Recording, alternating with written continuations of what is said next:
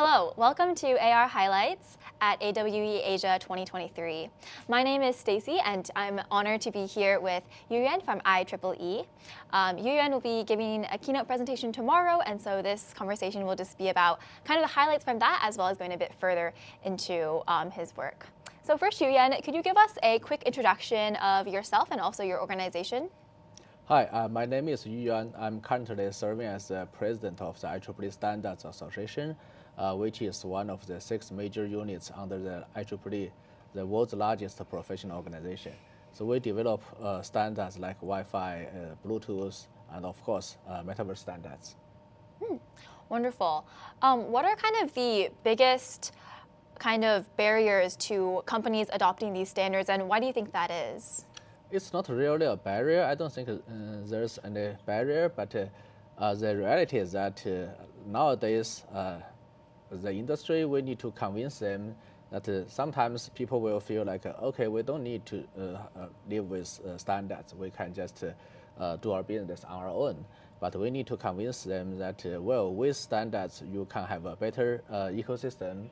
You can have a better market. So standards will help you grow, help you make let's say, a better business. So that's something, some benefits we need to let people know. So they will be more proactively and actively involved in standards development and adoption as well. It's a very useful and very meaningful work. How do they generally react to IEEE trying to persuade them that these standards are useful and productive for them? Do most companies kind of agree with all of your reasons, or do you find a lot of pushback and friction against adopting them? I don't really say any pushback. I think it's like we are supposed to strengthen our, let's say, publicity to try to reach out to more companies and let them know the benefits of standards development and adoption. And so far, I think the feedback we have received from our outreach activities are all pretty good, positive. That's amazing. Well, let's move a little bit into the content of your keynote session. Can you define for us this concept of realitization and kind of how that relates to the metaverse? Yeah.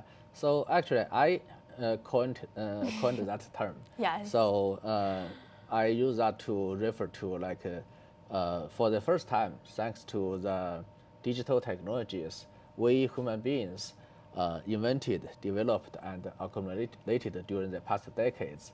For the first time, we are able to create new realities. We are able to create new universes. Of course, I'm talking about digital realities and digital universes. So that's why I'm saying that if we look at the history or the trend of digital transformation, or digitalization, the next phase will be realitization, which is like we human beings will be able to create and enjoy and live in new digital realities.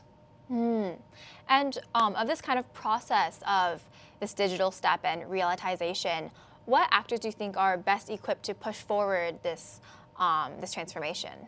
I think there are 3 major categories in terms of the technology roadmap, technology landscape.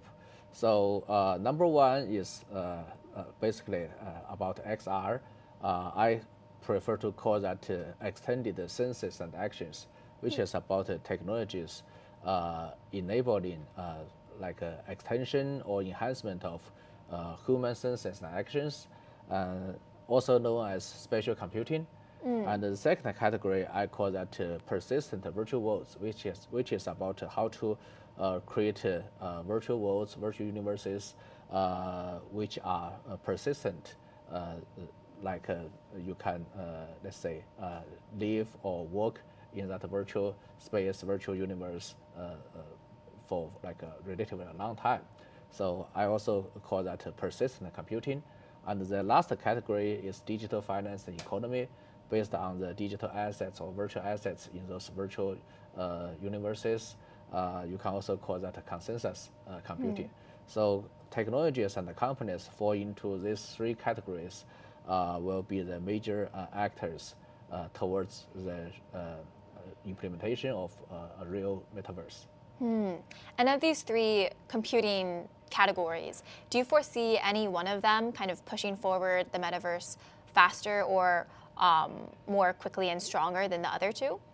Well, so far I think, for example, this event, AWE Asia, I think it's mainly, well, maybe the biggest percentage of the content we see at this event is about the spatial computing or XR or whatever we call that, extended sense interactions. But I see a rising demand for creating new virtual worlds, virtual universes, no matter we access them with headsets, glasses, or just the regular like tablets or laptop, things like that. So I think that's probably very important in order to, before the XR technologies become mature enough to give people perfect experience, we let people be able to experience some new lifestyles, new job styles in virtual worlds or virtual universes. Even those experiences not immersive, but I think from the market, from the ecosystem growth perspective, that is probably more critical. And also digital finance and economy would be very helpful to let's say encourage more people to jump into this area. So that's also important. Let's talk a little bit about AI. How do you think that AI will interact with the metaverse and these three different kind of systems that you mentioned, these three computing systems that you've mentioned? Actually, I think AI will, instead of saying that AI is replacing XR or replacing metaverse, I do believe AI is actually accelerating the development of metaverse, development of metaverse ecosystem and market, at least from two perspectives. One is from the like supply side. We know that true metaverse means that we will need tremendous virtual content, like large-scale, fine-graded virtual world, and lots of virtual objects, lots of virtual characters in that virtual world. So if we create all those kind of things manually with human labors, it's almost impossible. But with the aid of AI, particularly generative AI, we will be able to create those kind of rich content maybe 100 times or even 1,000 times faster. So that's from the supply side. And also AI will be able to drive lots of virtual NPCs, non-player characters in tremendous virtual worlds or metaverses. So those are very important for the growth of metaverse ecosystem. But another perspective is from the demand side. So previously, many people feel like, who will need metaverse? Like some people said that metaverse is not really a rigid demand. But AI is sort of an indirect but inevitable transition, that AI is changing the human labor market. Lots of people, their current job will be replaced by AI, so they need to find new job opportunities. Or they just could, let's say, let AI work for us so we can enjoy a better life in terms of we can enjoy fewer working hours and more leisure time. So no matter if we want to accommodate new job opportunities or if we want to create new, let's say, facilities or services for more leisure time, if we want to do that in our real world, we will face another challenge, which is sustainability. We have limited natural resources to accommodate that. So probably metaverse is the only feasible way to accommodate the new demands for new job opportunities and more leisure time. So that's another angle, that AI is actually making metaverse become a truly rigid demand. So that's my view, that AI is accelerating the development of metaverse business and technology and market. But on the other side, metaverse in turn is also accelerating, helping AI to go to the next stage. We are talking about terms like embodied AI, talking about artificial general intelligence, AGI. So those kind of things will typically need a real-world style training environment. But for example, autonomous driving, if we really train them in the real world, we will have lots of risks and also like energy consumption and so on. So the common practice is that already companies, autonomous driving companies, they test their vehicles in virtual world, on virtual roads before they put their cars on the real world. So that is a new common that using trading AI in metaverse will become the new common for AI R&D. So that's why I'm saying that metaverse in turn will also accelerate the development of AI. I think that view, that the idea that AI and the metaverse are kind of together and synergistic and developing each other is one that's shared by a lot of the people here at AWE Asia. I'm going to move back to something you mentioned earlier about sustainability. What are IEEE's kind of best practices for sustainability for a lot of metaverse-related companies? So sustainability, we believe that is one of the most important global challenges we need to address. In terms of the relationship between metaverse and sustainability, we believe there are at least three major points. Number one, we need to ensure that the infrastructure of metaverse, the operations of metaverse will be sustainable. We need to minimize the energy consumption, carbon emission from the metaverse infrastructure and operations. Number two, we know that there are many good examples that metaverse could be used for like sustainability-related education or research, because the immersive and the let's say extensive nature of metaverse, we use that for training purposes, education purposes, or R&D purposes for sustainability, climate change related education or other programs. That's number two. But I think the number three is probably the most important. The trend would be in the coming years, more and more activities will be transferred from our real world to metaverses, which means we will be able to save tremendous energy and minimize the carbon emission by migrating those activities from the real world to metaverses. I think that's probably the biggest contribution from metaverse to the global sustainability. And what do you think could further along that that changing standard of online things, or rather in-person things to online things? Yeah, so like some people may argue that, well, if we have more and more online activities, would we, let's say, be more distanced from each other? But I don't think that is going to happen. Actually, if you compare our current, let's say, culture with the culture we used to have before we had the internet, we make more friends nowadays rather than like 20 years ago or 30 years ago. So I believe along with the further development of metaverse, especially the broader adoption of metaverse in our daily life, collectively, our societal life, especially the relationship between people, I think that will be, we will have it will be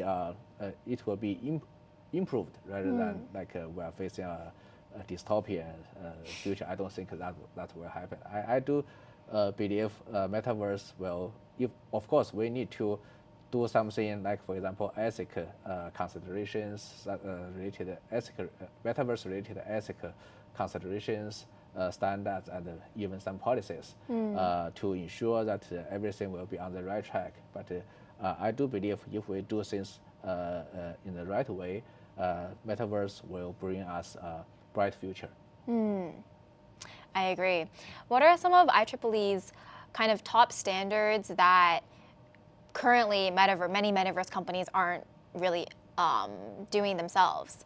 Like when you go speak to a metaverse company or a metaverse startup, what are like the top standards that you want to persuade onto them that is good for their own growth as well as the industry overall? So, metaverse is still, from the standards development perspective, metaverse is still a relatively new world. So there's still, in the global industry, there's still no commonly agreed definition for metaverse. So we are developing IEEE standard. The number is 2048, IEEE 2048, which is about metaverse taxonomy definitions and terminology definitions and taxonomy. So we want to define metaverse, trying to give a as inclusive as possible definition for metaverse, and also define different categories and levels of metaverse. That's what we call taxonomy, to provide some roadmaps, common expectations for the industry.